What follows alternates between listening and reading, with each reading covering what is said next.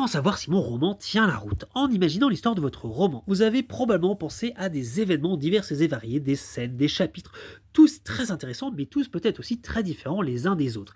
Du coup, la vraie question, c'est comment faire pour que tout ça ressemble à une histoire? Et la réponse, c'est qu'il vous faut un fil conducteur, ce qu'on appelle aussi un fil rouge. Et ce fil conducteur, c'est en quelque sorte une grande histoire qui relie toutes les petites histoires de votre récit. C'est-à-dire que dans votre récit, tous ces événements qui ont l'air très différents, qui parfois sont même des petites histoires en elles-mêmes, eh bien il y a quelque chose par derrière qui relie tout ça, qui donne un tout cohérent et qui souvent est assez discret et devient visible plutôt vers la fin du récit. Ce quelque chose, eh bien c'est quelque chose qui change, qui évolue, qui progresse tout au long du récit, soit en s'améliorant, soit en se détériorant. C'est-à-dire un élément qui, entre le début du récit ou la fin du récit, n'est pas le même. Ça peut être par exemple un personnage qui va évoluer, qui n'est plus le même à la fin du récit, mais ça peut être aussi autre chose. Je vous donne deux exemples pour vous aider.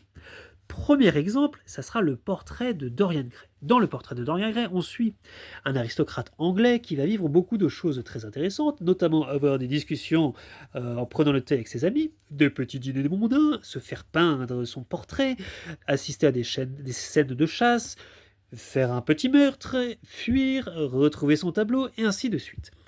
Eh bien, tout ça, qui a l'air très différent les uns des autres, en fait est relié par l'idée qu'on va suivre la montée dans la société, puis la déchéance de ce Dorian Gray, suite notamment au premier meurtre qu'il va faire. Et donc on va voir ce Dorian Gray complètement chuter d'ici la fin du récit. Et c'est ça qui relie toute l'histoire ensemble. Dans Harry Potter, maintenant, deuxième exemple, notamment Harry Potter 2, eh bien, avec la Chambre des Secrets, vous avez au début du récit, par exemple, une fuite en voiture, ensuite un cours de botanique, puis des élèves qui se font pétrifier comme des statues, puis Harry Potter qui trouve un journal intime, puis un gros serpent malheureux, et tout ça, eh bien, c'est relié notamment par plusieurs choses.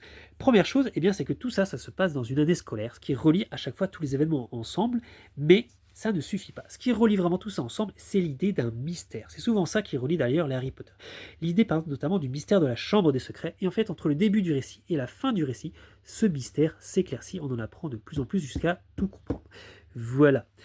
Dans tous les cas, si vous n'avez pas de fil rouge, que ce soit un personnage, un mystère ou autre chose, eh bien tous les événements seront autonomes, sans lien, et ça serait vraiment dommage. Alors qu'avec un fil rouge, eh bien tout fait sens. Du coup, ma question pour vous, c'est quel est votre fil rouge? Est-ce que vous l'avez? Voilà, bonne écriture.